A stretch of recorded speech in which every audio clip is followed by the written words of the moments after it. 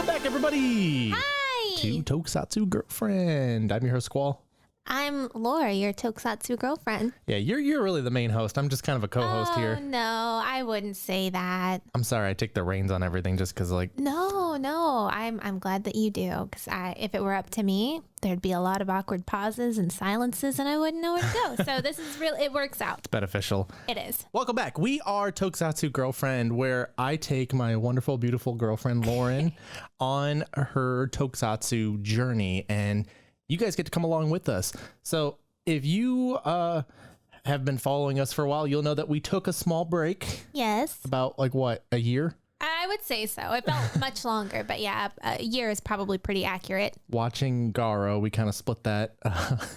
Took a year. It was really long, 25 episodes. I know, and we even went into that one saying, "Oh, this will take no time at all," and then it ended up being like a year. And then we did a live stream where we basically picked our next season. So if you guys are just joining us, every time we get close to the end of a season or whatever we're watching, we end up doing a stream where Ralphie, we end up doing a stream where you guys get to come in and you guys get to vote and decide what we watch next. And the series that we are watching right now, Lauren, what is it? Kiramager. Yeah, Mashin Sentai Kiramager. So happy. And I know in the last episode, if you guys listen to that, we said that we would be covering episodes 0 through 8. I forgot that episode 7 and 8 was a two-parter, and I thought it would be a little more interesting to sort of take a break in between the two-parter, just because there's a lot of questions that I know Lauren's probably going to have. Yes. And kind of just able to jump into it, I think sounds more interesting than at the culmination of that second episode, which is a really fun, good episode. Yeah. Cool. So let's hop into this. Let's start with episode 0. Can you explain to us what happened in episode 0? Like, what is Kiramager for anybody who hasn't yet watched it or who wants to watch it along with us, or I don't know, you know the format of the show. So Kiramager, and correct me if I get any of this wrong, is the most recently aired Sentai. At this recording. At the time of this recording. It just ended, I don't know, I want to say a few weeks ago. Like, don't date the episode. No, I'm sorry. We're all good. And they are a beautiful, sparkly Sentai team. And that's really all I know for the most part. Lots of gemstones and crystals and sparkly things are involved with this. Right up your alley. Yes, that's one of the biggest reasons why I was really hoping that they would, when I say they, like it's an actual full team that was competing. That was a big reason why I wanted Kiramager to win, was because I really love the suit design. I love the sparkle aesthetic. It's right up my alley. So that's basically the long and short of it, I guess, for right now. And Kiramager did something really interesting, because a lot of these seasons, they just start. Here's episode 1. Right. But they have this thing, it's a fan club app, basically through Toei, and they released before episode 1, the week before they released episode 0, which is weird because it feels like the first episode, because it introduces us to literally every single character except for Red Judo. It's weird that like this isn't technically in canon. It's it's like episode 0, but it's not really technically an episode. It's technically like a special. Take a shot every time I say technically. That was just really interesting how like episode 0 came out, and because this is the 2020 Sentai season, it literally survived through COVID. Right. Like, and that's no small task. No, and so you'll see like a lot of like, budget cuts here or there. It's less episodes than what we would normally get. And I know like there's a lot of stuff going on Twitter, but I didn't watch this show live. I watched like the first handful of episodes. I know like the main actor for Red got COVID and they had to shut it down for like a month, and like a lot of really crazy stuff went on. But it's the 44th Sentai season. So let's start it off. Episode 0. What happened? Episode episode 0, we get introduced to, I guess a kingdom of Crystalia, where the very first thing we see is it being attacked. The king, he gets jumped. He gets just straight up. He has time to tell his little princess daughter, Mabushina, to go and hide behind a desk, which seems... Well, it was his throne. It was it's like the little bench where like his other subordinates would sit. Does not seem, regardless of what it is, doesn't seem like the best place to hide. No, but she sticks out like a sore thumb. I get it. So she runs and hides, and then I don't know the name for the first baddie that comes in. Oh yeah, the one that's like has like the red mouth. Yeah, and like the mask with like the heads on either side. Don't know that baddie's name, but they come in and I think is it Yodon? No, that's just like the bad guy's that's names. just like the in general, yeah. Regardless, they bust into the room with all their little minions, and the king has no issue fighting then. That's like not a problem, and it looks pretty promising until his brother comes in. Garza, I believe his name is. He looks like a purple ring pop, and he comes in. And then it just gets really chaotic, and the king just gets jumped. Like, I for sure think this guy is dead. Like, that looked pretty brutal.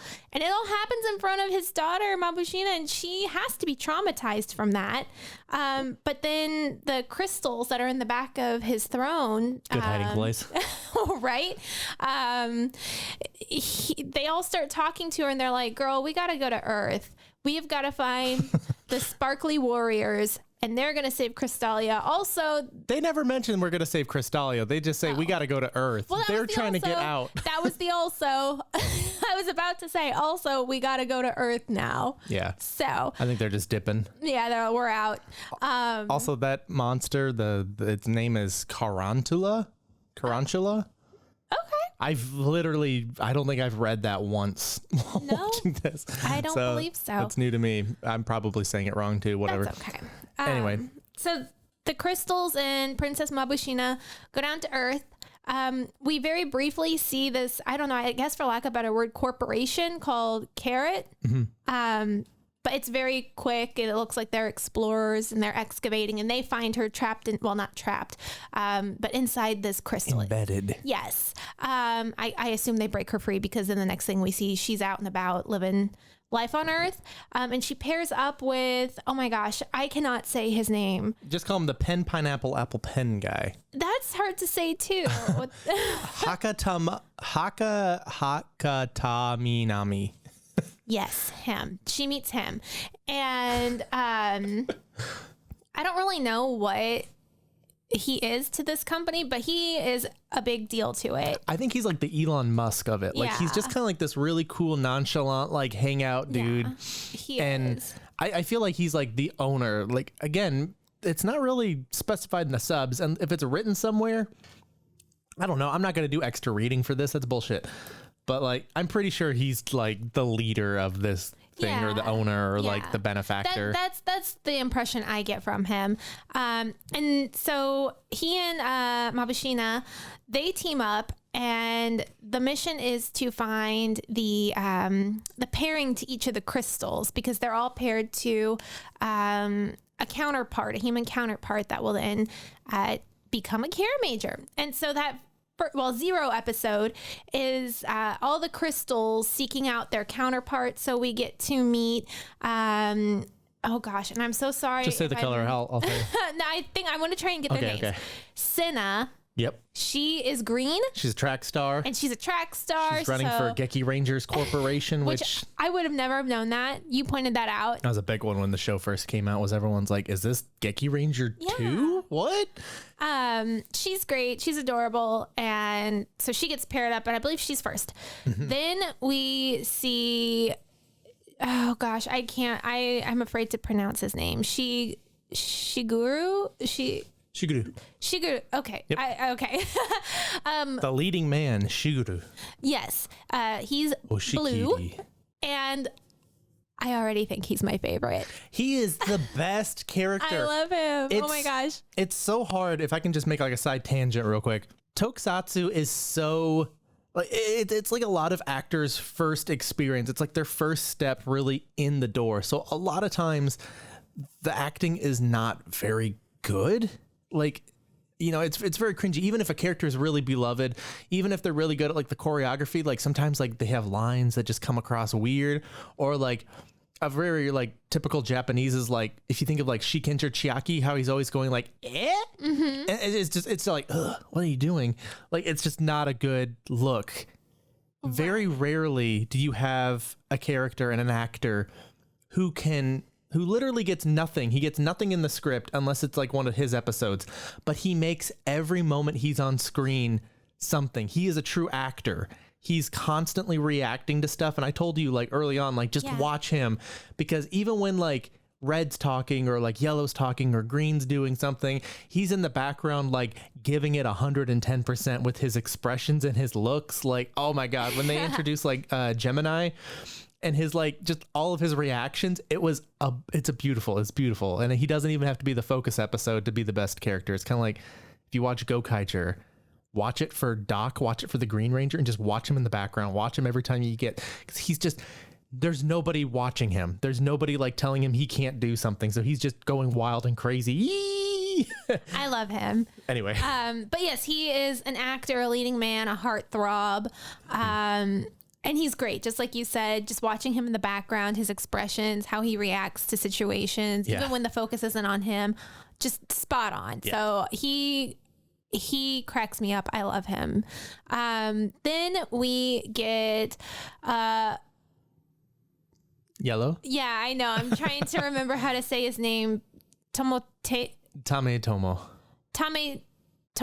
Okay. Tomato. I'm just going to call him Tame because I saw Judo do that one episode. So I'm just going to call him Tame. And he is like a professional esports player. Like he's a really good gamer. Yeah, he Rise Up Gamers. He's got that G Fuel sponsor.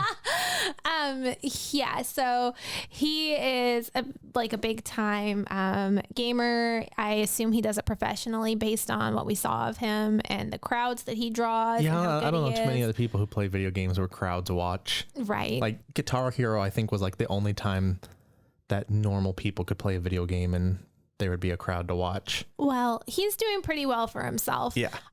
His Jewel seems a little saucy. Doesn't really seem too thrilled to be paired up with him. He's a crotchety old man. But we'll get to that later because I have a lot to say about the last one is Sayo. She is a beautiful, skilled surgeon. Like she's really like supposed to be the best in her field. I love that she wears pink scrubs and like a pink face mask. Like she's got a whole pink aesthetic going on and I'm here for it. I love it. And she's super cute and I love her. And I really love them all. But anyway, they all get together and then they do a fight in like a parking garage, it looks like. And it's just the four of them because the Red Crystal, he's trying very hard to find who he's going to mesh with because they all like find somebody that they know can be like powerful, that have strong, what they call Kira mentality. Mm-hmm. Yes. But Red is very important and we find that out in the next episode. So he's still looking and searching for the right partner.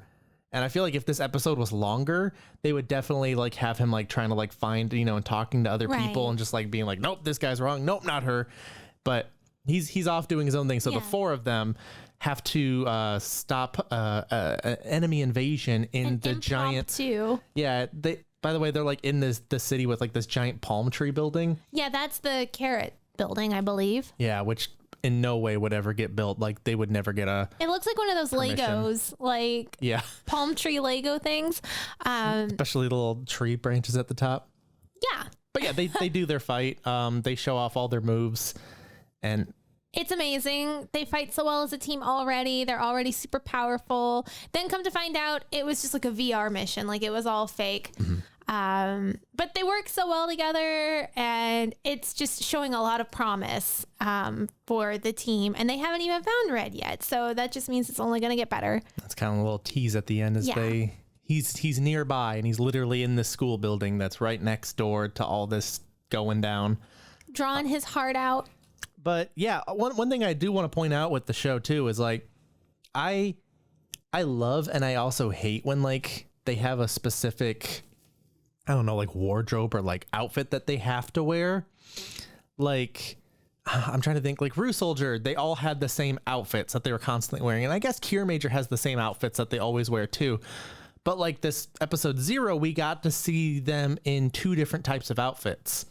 You know, like when they're getting drafted by these crystals, and then when they are in, you know, the Carrot Building and they all have their own unique style, we still get to see that, which I'm like, oh, I really like that. Moving on to episode 1. Yes. It is the first one where all 5 of them come together. It's Juru's full debut as Kiramager Red, who he's this, you know, kid who likes to draw things. He likes to, you know, like, he apparently had like a dream of like all this stuff going down in Crystalia and like drew. Yeah. Oh, I forgot about that. Yeah, he drew Garza and like he's just like, what does this mean? And that was kind of the end of episode 0. And episode 1, the crystal finds him, Mabashina finds him. He's like, you got to come fight for us. And what happens then? Well, I really love that the crystal isn't like, who's this loser? Because that's kind of how they're building up his character already. And that's how the other 4 treat him too. Like when he shows up and he's just like sketching them in mid-fight. Which I loved. That scene was so funny where the other 4 are already fighting and he's just popping up and drawing them and thinks it's just the coolest thing ever. And they're like, dude, you're in the way. Blue strikes him with the flat of the blade. Right. Oh my gosh, that was so funny. But I was fully expecting for the crystal to be like, what? This is not my person.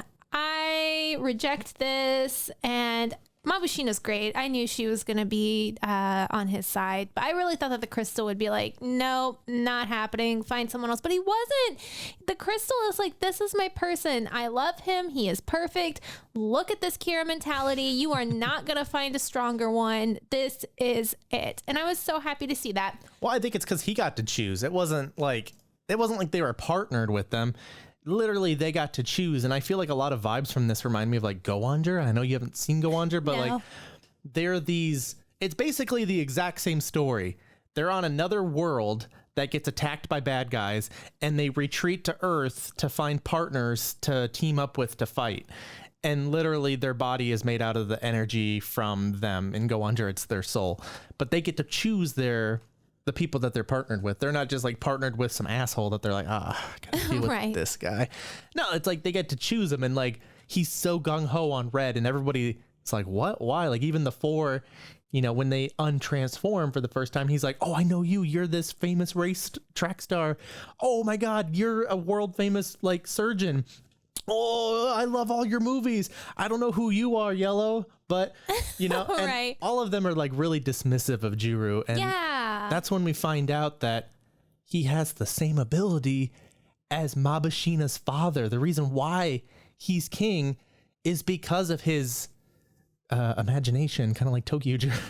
Right. And his drawings, he can make come to life. So he transforms the red crystal into this race car to show up on the scene. And they're all like, what? How did they do that? And he has a drawing for each of them. And he's like, hey, since, you know, you're this cool, sharp-edged man, actor guy, how about you be in a plane, you know? And he's like, in a jet. Yeah. Oh, you know, you have surgical precision. You would be in a helicopter. Since you're so fast, how about a race car? And because I only know one thing that's yellow, here you get. And he's like a dump truck. Yeah. Well, not a dump truck. It's like one of the scoopers. Yeah. Shovel-o or whatever. Yeah. And he's like, what?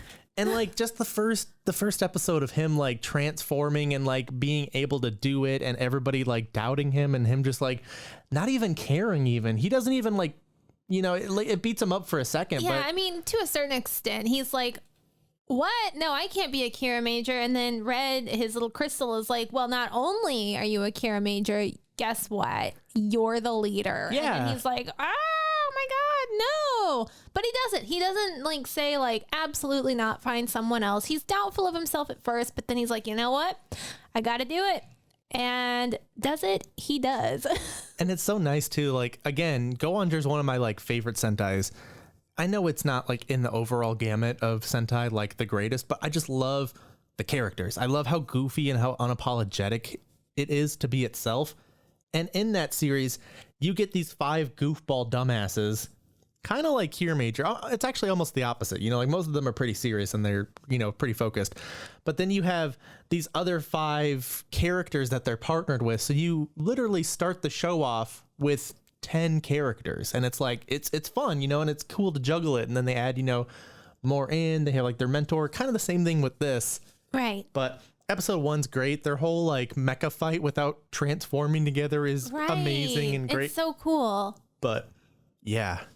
And so, yeah, that's basically the gist of the episode is we get Juru and just what he brings to the team. Even though he's not totally confident, the team is now complete. Right. And we do see his gifts, and he is very gifted with his drawings and his ability to bring his imagination and his drawings to life.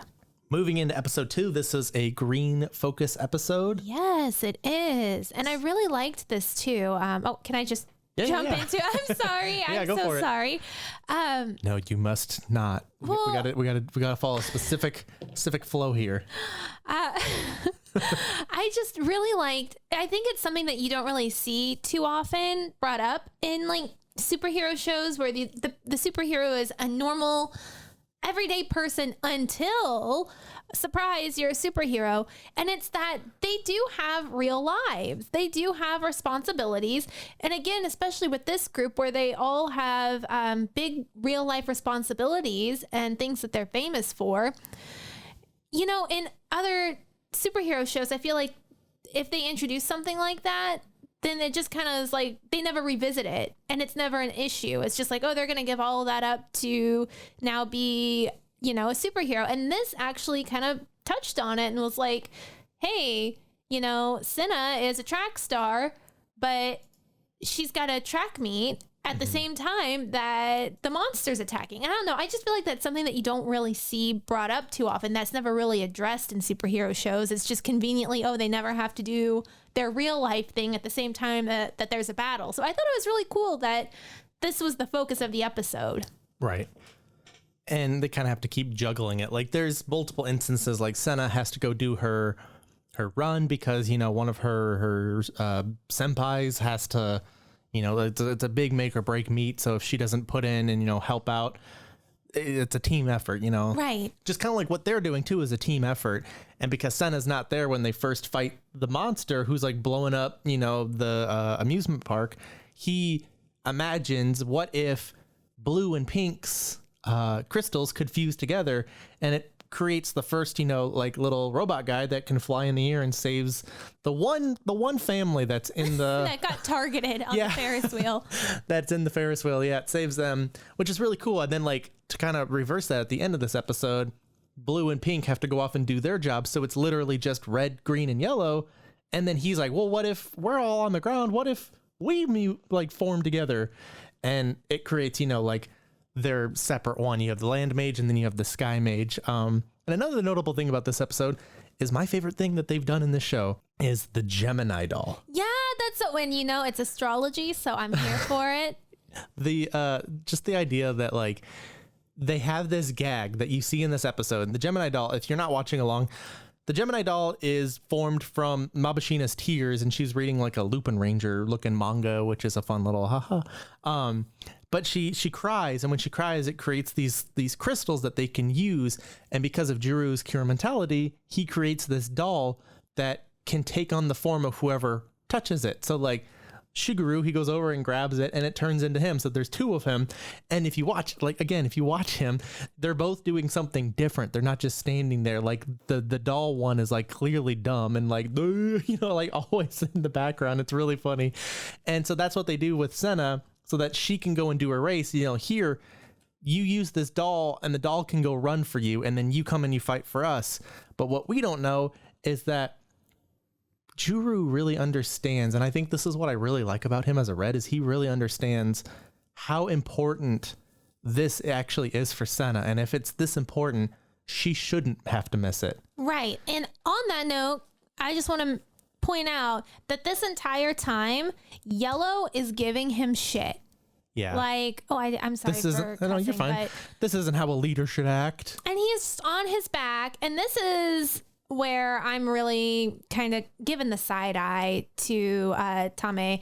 he is just on my boy Juru's back and won't leave him alone. Like, this kid just got thrust into this. Get off his back. Leave him alone. He's fine. He's doing great for the situation he's been handed. Yeah. But that is kind of the start of, like, I don't know. I hate to say a power struggle because Juru is not really like trying to cling to power by any means. This position was literally just thrust on him.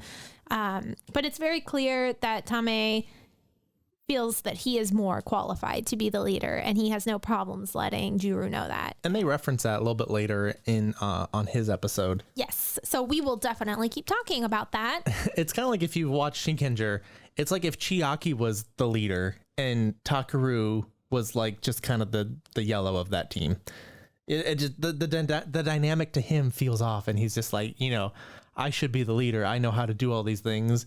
And when you watch him like play his games, he's usually like the only one doing something, even though he's got a team of people. So it's kind of like he's got a team of people that like support him and he plays with, but he's really the star. He's used to being the leader, so it must be a very weird role reversal. Well, and I think it kind of plays into it too, like where you look at the other three. Senna is a track star. Sure, she's really fast. It shows her beating the crap out of everybody else when they first see it, but then she's always talking about relay race, which if you know about relay race, you have to have a team of 4 people to hand the baton off. And we even see that, with the Gemini doll and like throwing the Kiramager changer to her. But she's on a team and they're all very, they depend on each other.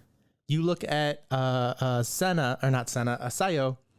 and she's a surgeon. Yeah, she's doing a lot of the hard work, but it's all the people around her that can support her. It's the people that are like on the section, people that are watching, the monitors, people that are handing her, the things. They're all working together. She couldn't do that on her own, especially if you look at Shigeru. Yeah, he's the main actor, but you cannot make a movie by yourself. You have the director, the producer, you have all the stuntsmen, you have so many roles, and they're kind of the leader of that. But you look at Tame's, and they're all on a team together, but I haven't seen them all playing together. It's always just like him, or, they're playing Monster Hunter or something. I don't know. It very, very, immediately points that out to me that he's kind of like, he thinks he's better than everything else, even though he's on a team.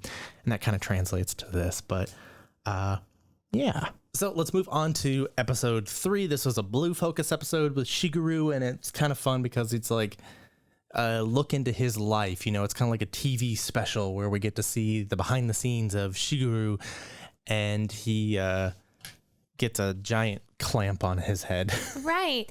So it starts out with just giving us some background information on him, and he's got a history of always wanting to look cool, suffering through the pain. Like they mentioned that he filmed a movie for I don't know, some crazy amount of time, like 6-9 months, something like that. I don't know.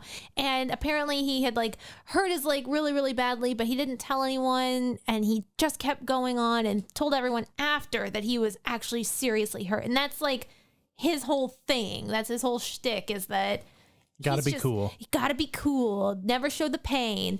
And so then in this episode, the monster of the week or day, whatever it is, his little thing that happens is he gets like a vice grip on his head, which is really, really, really, really painful. And do you know from experience? No. Okay.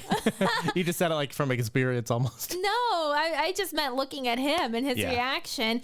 And they lose the clamp, like the little turn thing on the side, and the monster disappears. So they're like, this is just stuck on your head until he reappears, and maybe we can get that little turn thing again to hopefully get it off. So he's just got to suffer through like real life, everyday life, with this painful clamp on his head. And the whole time he's trying to act like it doesn't bother me, everything is fine.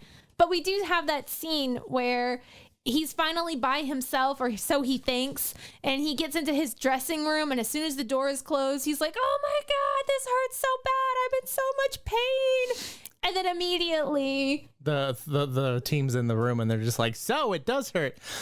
Not at all. He immediately goes back into it like, what are you talking about? No, it doesn't hurt at all. And I loved that. That was so funny to see him finally break and be like, oh my God, I am in so much pain. But the moment they're there, what are you talking about? I'm not in pain. I'm fine. I like how they also had to fix the problem because he was still shooting a samurai movie at the time. So he had to like, you know, divvy out portion of his scenes and his lines and his screen time, you know, to the other, you know, co-stars that he was working with, because he's got this giant vice grip on his head that they can't remove. And I don't know, I thought that was really funny. And this episode was also really cute because it's got the land mage and the air mage, or whatever the hell they're called. Right. We have Hiramei-king, the gatai of the show, the first one. Yes. And it's so pretty. It is. Oh my God. Again, I can't even begin to tell you all how much I love the aesthetic of this show. Just the glittery, everything, the sparkle. I think I've heard those colors referred to as like carnival glitter. And I love that. That aesthetic is just so on point for me. So I really love like the cockpit that they're all in, how glittery it is. Does that have an actual name, by the way? Like whatever they call the inside of. It's a cockpit. Okay, I wasn't sure if there's like a special Sentai name for whatever you call the inside of that. But I love it. I think it's so beautiful. And then all of them together, all of the machines together is just so beautiful. I love it. I've noticed too that like it gets dark really quick whenever the gatai comes out, because they're trying to, you know, do lights and they're trying to show it off more. But it's just like, it was like 3 p.m. and now it's like suddenly 10 p.m. I love that. I don't question it. I mean, I question it, but I don't question it because I think it looks so stunning against a city backdrop at night, and it just glows and glitters, and thank you. I love it. And of course, the best part of this episode, sounds dumb. Don't it? Don't it? Yeah. Oh my gosh. When they watch his little, I don't even know what that TV called. special. Like, yeah, his little special, and that kick he does while he's sitting down on He's so extra. He is. Well, this team as a whole is extra. That's like true. that pose that they do. Oh Where my it spells out Kirame. God. I could not love that more if I tried. Oh man, I love their little extra pose. It's so dramatic. I love it. I'm going to boogie us through the next few pretty quick, just because we got to get to the last episode. I think that's the one we're going to talk about the most, because like cliffhanger, you know, people watching along with us. These are, you know, fun little introduction, who these characters really are episodes. But the next one, surprisingly, is a Mabushina episode, which is like, wait a minute, we don't really know who red is. We don't really know who yellow is. We don't even know who pink is. Right. Let's talk about Mabushina. And we have Garza, who is her uncle who betrayed her father, his older brother, and destroyed Crystalia, or took over, or whatever. I don't really know. He shows up and he, you know, is telling her like, I'm being controlled by the evil forces. And he wants her to steal this white crystal that they have at Carrot. And she believes him. But Juru is the one that actually kind of steps up and realizes that he's lying. Even though like Tame is like, you know, trying to like step all over him again. I really don't like Tame. I don't either, but we'll get to that. Yeah, I liked him at first, and I liked him like kind of like leading up, but I'm like, you know, watching it with you, he is a jerk. Well, and also, we'll get to that. But oh yeah, in his episode, yeah, we'll talk about that in a second. But yeah, so like while everybody is fighting, you know, we have literally the whole team in Kiramager like fighting.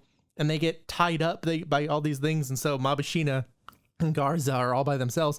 And Juru shows up. And it's like, wait a minute, aren't you in there? And it shows us that, hey, they used the Gemini doll again. And I'm like, thank you. It's not just a one-time thing. Yeah, they keep coming back to it. They use it like almost every other episode. It's wonderful. Handy. Yeah. And they do the little butt pass. Bloop. Yeah. Oh, I love that. That's so funny. But yeah, Red and Garza have a huge fight. It's really, really cool. And he fends him off. He saves Mabushina. He saves the crystal. And we get to see Garza's train that he drives that turns into this like purple dinosaur crocodile thing. Whatever it is. Which Japan has just like a weird obsession with purple crocodiles. Because that was a thing in like Kamen Rider Build. I wouldn't know. Yeah. But anyway, that's that episode. And then, of course, we move into Yellow's episode in episode 5, which has the introduction of these new crystals that the yellow crystal tricks Juru into you know, awakening and giving a form to. But it's also the episode with Tame Tomo, and we get to kind of learn a little bit about his backstory and why he likes video games. And it's kind of cute. It's like my grandpa, played video games with me and like taught me how to play and like gave me my love for winning. And it's like, oh, that's so sweet. You do have a soul. And then literally the next scene, it's just like, and then I remember one day I yelled and I screamed at him for being an idiot for buying the wrong video game. He died that night. Yeah, then he died. It's like, what? God, I hate Tommy Tomo. What? What is his deal? And I don't think the two are related. Like, come on. You yelled at your grandpa and told him he's an idiot, and then he died hours later. Come on. I kind of like that his crystal is the old crotchety man. Yeah. Because maybe that could be like a grandfather figure. Like he kind of gets a second chance. That's exactly what I was thinking. Was like, maybe this will, because right now they kind of have like a love-hate relationship, mostly hate. Well, no, Yellow loves him. He wants him to literally, in this episode, form the Tame Sentai. Well, okay, I guess you're right about that. But he's just like, he should be the leader. He should have his own team. We got to go find these other 3 members. Well, we got to find a brown, a light blue, and a dark green. But up until that, he was like kind of on his ass though, and was like, a little bit, yeah. I can't believe I'm stuck with this guy. But then this episode, he does a complete 180 and is like, my guy's the best. Why is this idiot Juru? Why is he the leader? This is BS. I think it comes from him just being upset that he's not the leader, that Red's kind of taking over again, and that's why they have to trick him. Remember they do the whole camera thing where like they use Gemini again, and they're able to like have all this set up so that Tommy can like control the monster's controller face. Right. Which that does redeem him a little bit to me. Yeah. At the end where Tommy realizes like, hey, I've been really hard on Juru. I need to, and he really, kind of takes one for the team, so to speak, where he does trick his gemstone into respecting Juru.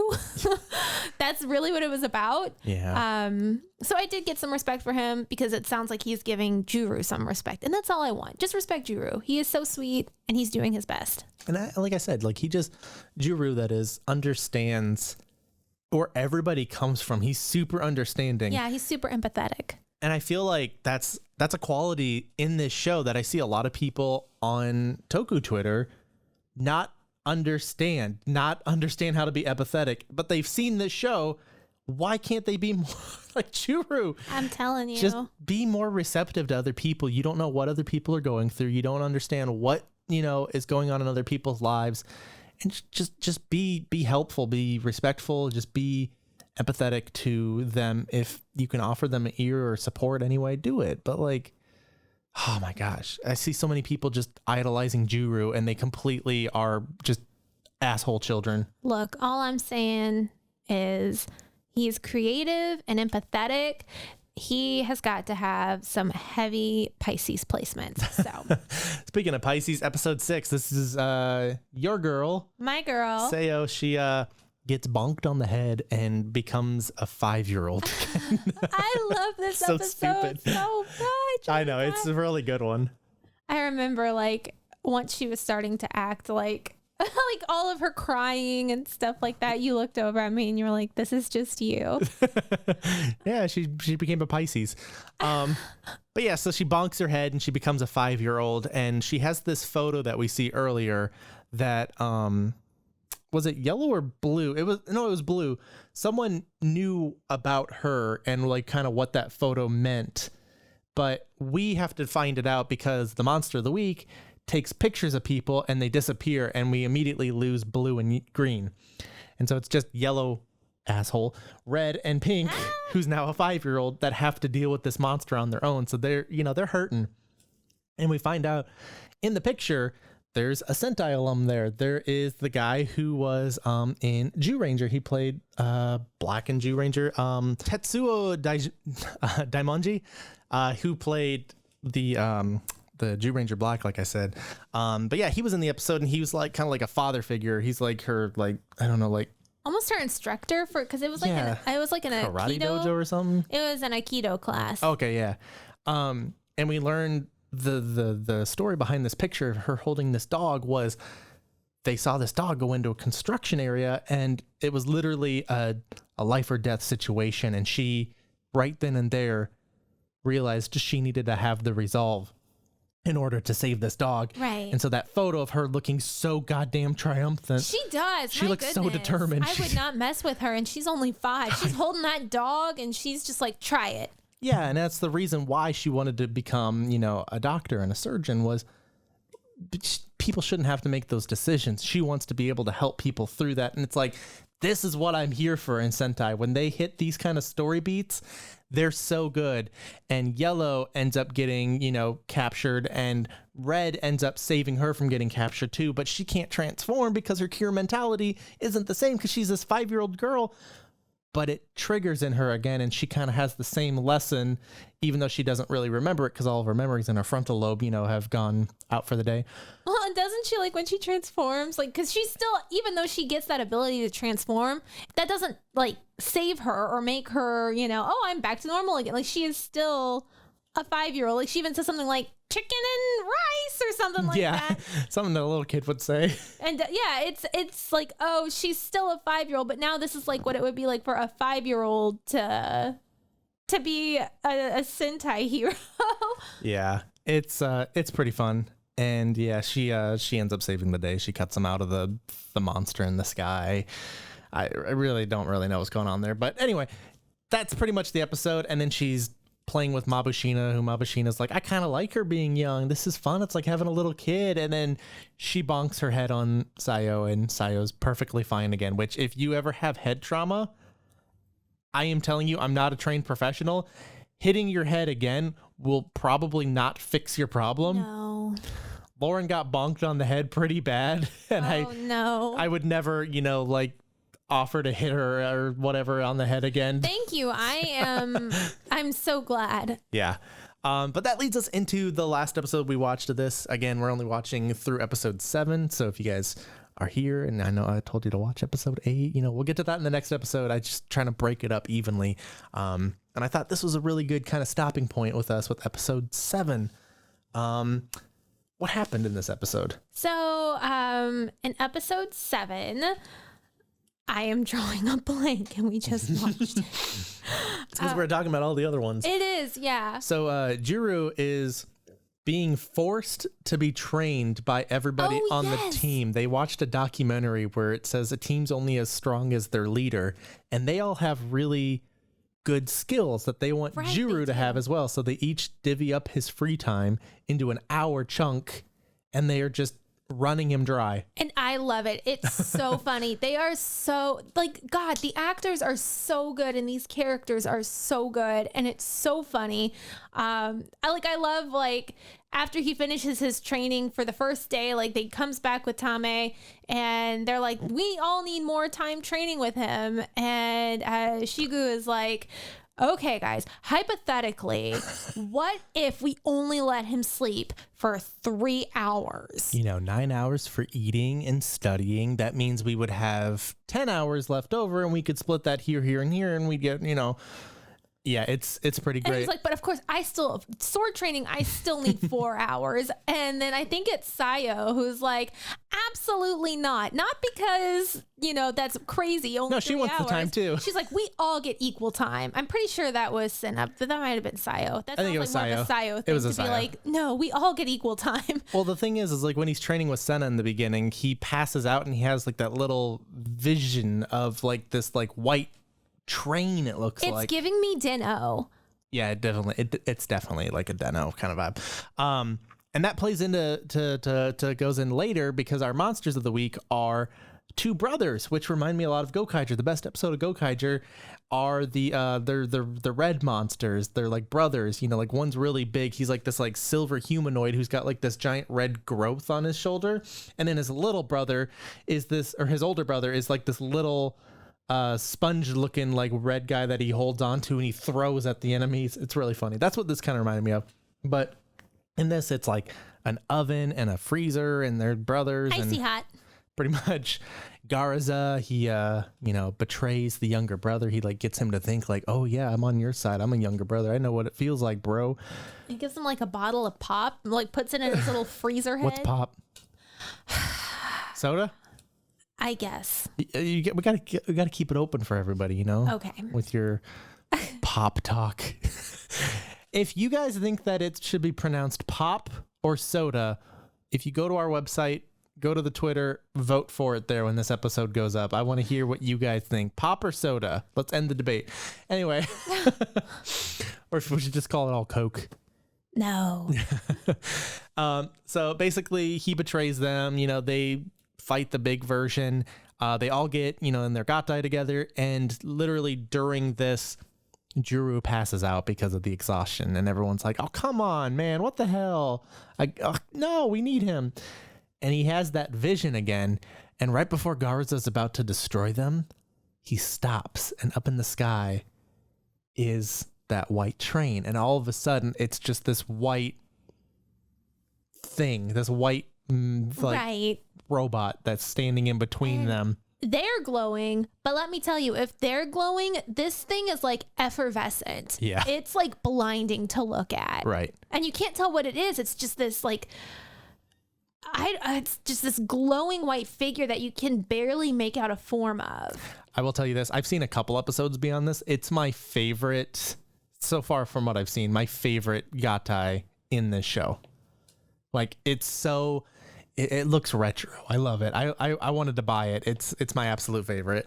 Are you talking about the glowing one or the... Yeah. Or theirs? No. The glowing one that we're about to find out. I have a theory on who or what that is. What? And that I shared with you. Oh, yeah. I think it's that crystal that Mabushina had, that Garza wanted. Uncle Garza Ring Pop was trying to get her to give to him.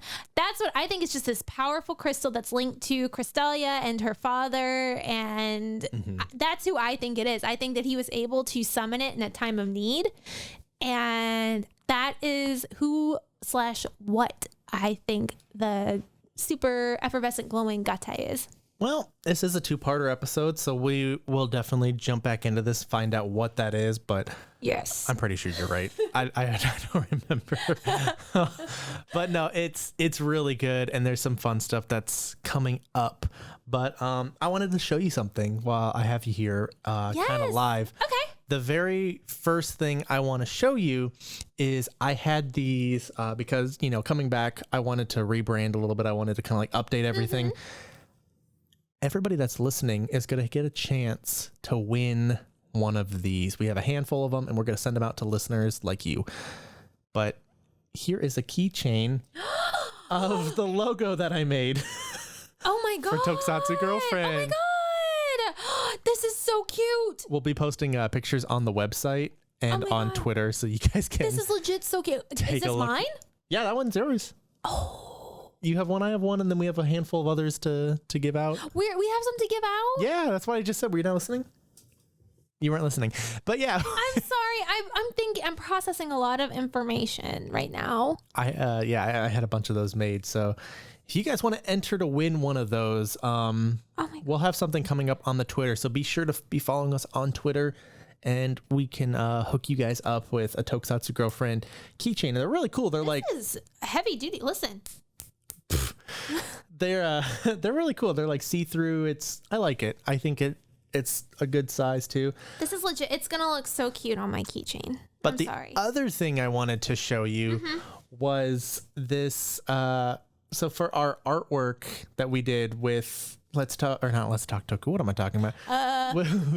With Tokusatsu Girlfriend, we had Bozo Robo did our very first set. Right. Yes. And he did originally my avatar for YouTube with Momotaro. So he did our Tokusatsu Girlfriend one. Right. I reached out to another guy that I've always wanted to work with, and his name is Ashmish. And he made us the graphics that we've been using now for a while of, you sitting and me telling you about. And I love it. Kamen Rider. It's so cute. I love that style. So because of the stream, because of, some of the money that we raised doing that, I commissioned Ashmish to make us. What? Yeah, to make us some more artwork for this. So if you here, give me a second. Should I close my eyes? Oh, yeah. Okay. So for Kiramager, I asked him to draw us as Kiramagers. Oh my God, no, you didn't. Look. Oh my God. So I had him do you as pink, and then I got me as blue. Oh my God. I'm dying.